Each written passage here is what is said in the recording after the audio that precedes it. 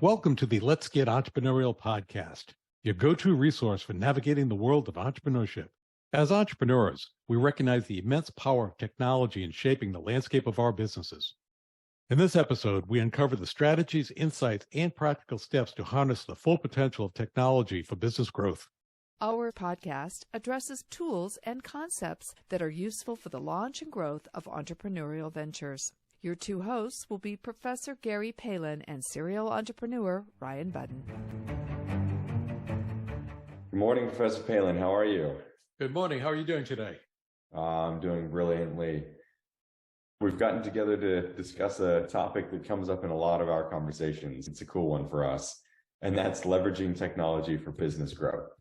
So how do we use the tools around us to accelerate growth in a business? And how do you do that sustainably? We tend to talk about that quite a bit because a lot of the work we're doing, our interactions are online, our business ventures are all virtual. We're using technologies continually towards that. So we very often have conversations geared towards the different applications. Right. One of the key components that we'll talk about throughout this episode is staying on the forefront of what new technology is. Just by us being so in the industry, we're able to keep up with a lot of that growth as it comes into play and really leverage that in our day-to-day operations. I make a proactive effort to stay up with technology associated with any type of fields, but specifically in business applications. Very often talking with individuals like you that are deeper into technology is helpful for me for growth. For example, the concept of a webhook I wasn't familiar with until we started developing our Janus assessment. I knew what I wanted to do. I didn't realize that webhook was one of the key ways to do that, and I learned that through you. Absolutely. In the development phase of my career, little things like that make huge impacts. It's actually a great example of keeping up with it, because if you didn't know that exists, you end up getting in this field where you're trying to recreate the wheel and spending a lot more time than necessary when you could just deploy or leverage, as the name of the episode, that existing technology. Yeah, and a lot of technology is open source also, so you have access to it versus closed source technology. That's absolutely right. More of the development world is going in the open source direction. That's particularly prevalent because people are trying to get to the next leap. They want to get to the next adventure. And the fastest way to do that is look at what already exists so everybody can build from that point going forward. Before we delve any further, do you mind explaining to our audience the difference between open source and closed source? Yeah, that's a good one. Open source technology is when somebody creates something, they essentially publish the blueprints of that so anybody can use it, deploy it, manipulate it going forward. So it's open for everybody to use. And typically it's structured so that the license involved with it allows them to do that. So you don't have to be worried about stealing somebody's technology. Closed source is the opposite. It's when a company or an individual develops a piece of technology for internal use, so personal use only. And if you were to get a hold of that in some way, you would actually be stealing that technology.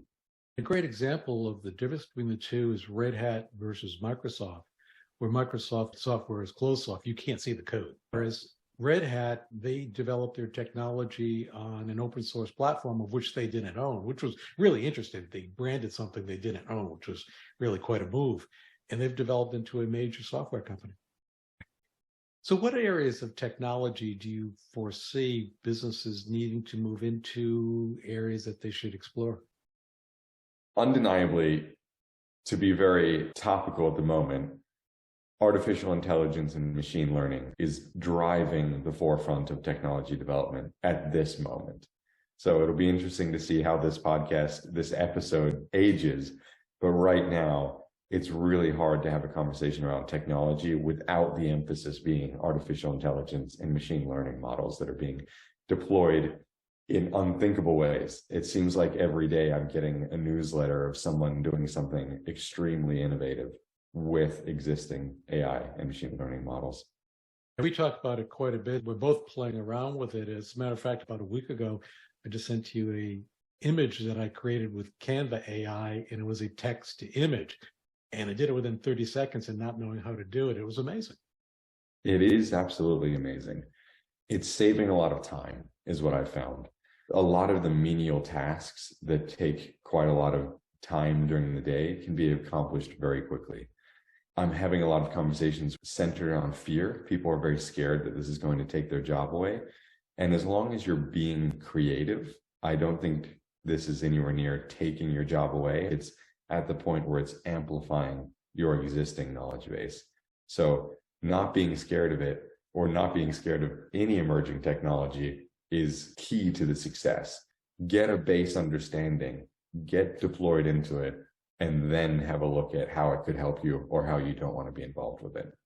Fear of new technologies has existed forever.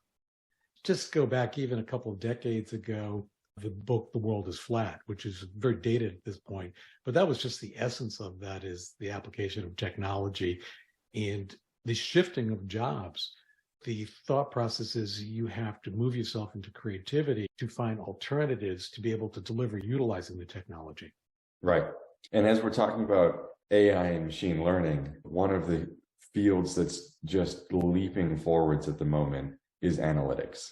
How are you analyzing the decisions that are being made every day on a daily basis for your business? And how can those decisions be made more effectively based on emerging models? So anything from a CRM, which seems very commonplace, so a customer relationship manager inside a business, what key insights can you pull out of that to make your business stronger and faster? Data analytics has exploded over the last couple of decades, but I was looking at some applications for app businesses. And it's almost as if the app business have an unfair advantage because they can see every actual move that the customer makes and track 100% of it to the minutia. And if they're paying attention and utilizing the data analytics, gives them a huge advantage. It really does. And staying up with that and realizing the advantage is absolutely critical.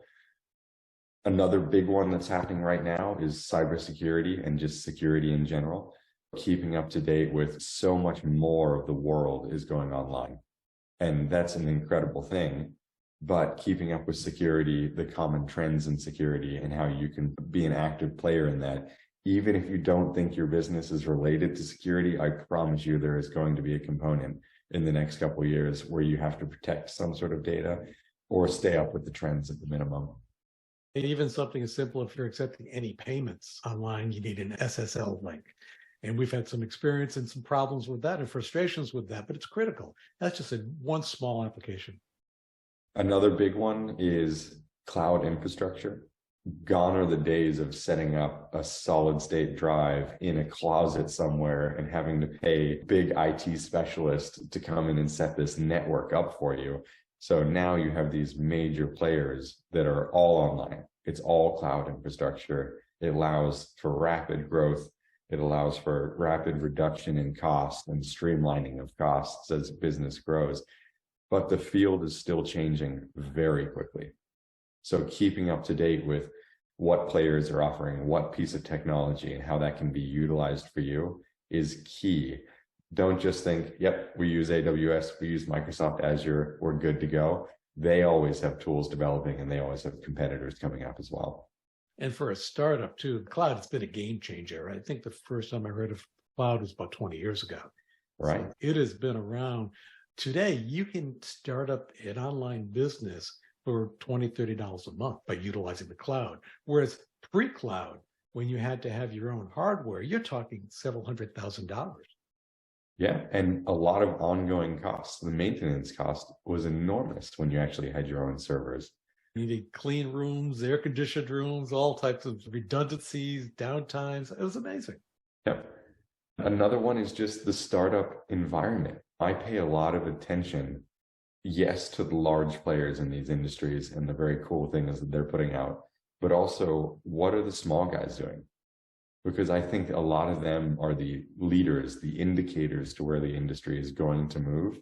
And the big companies that I do a lot of reading about are typically the laggards. They come after the fact and adopt it very quickly once it's been established by a small player. So you can stay ahead of a lot of those trends by just looking at what other startup businesses are doing and how they're pushing industries forward and how you can leverage that. And just using simple tools within that from a startup, like you mentioned CRM, I can't imagine not using CRM. That's exactly right. For example, as you know, I use Canva quite a bit, and it's such an easy application to use. And now, as I mentioned, AI has been implemented in Canva. I use a program called Descript for editing these podcasts. It is so seamless and saves hours of my time. Right. And quite oftentimes it allows you to do something that 5 years ago you would have had to have hired an expert. It would have been an insurmountable burden to figure this out and deploy it appropriately. And the learning curve on a lot of these applications that I use is fairly simple. As a matter of fact, I always perceive any software that's not intuitive sucks. UI UX design is an incredible field at the moment, isn't it? Definitely. So what other applications of technology or reasons that someone should be focusing on leveraging technology for their business growth? Another big aspect, and I feel like a lot of emphasis right now, is on marketing. And I use marketing as a very broad term. How are you engaging as a business with the world around you? Because of the fact that we're becoming so much of an online world, that emphasis is becoming more and more mission critical on a daily basis. And it's becoming more and more difficult because people are coming from so many different areas to the same place. Basically, the digital technology is expanding the reach and impact, and it's also leveling the playing field. It absolutely is. Somebody with a small amount of financial dollars and a small amount of time can now have a big impact.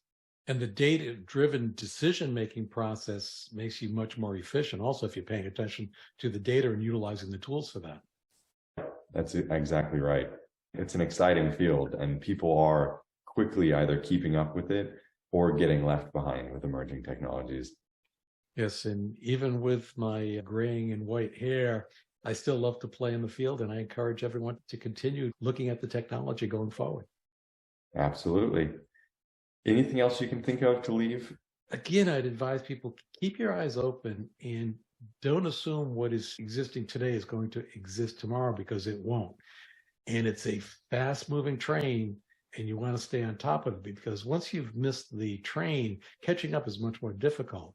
So just read, research, speak to people in the field to always stay up on what's the next move in technology. The last thought I have is, how do you actually do all this? How do you keep up with it? And I think reading online articles is the only way to keep up. There's lots of publications out there, and although it seems old school to be reading a newspaper type article to keep up with it, that's the only way that I know of it. Having conversations with interesting people and reading online articles. Talking to people in the know is very helpful. And another way is you could always ask Chat GPT. Yeah, quick plug for OpenAI. Hey, it's amazing. I encourage everyone to stay involved. It'd be very beneficial in the start and launch and growth of your business. Absolutely. Let's get entrepreneurial. Let's get entrepreneurial. Keep it up. Thanks for listening to our podcast. As always, you can head over to ProfSpirit.com to check out more resources and courses designed for you, the entrepreneur. Please follow us on Spotify, Apple Podcast, YouTube, and others to get the most up-to-date information as it is released.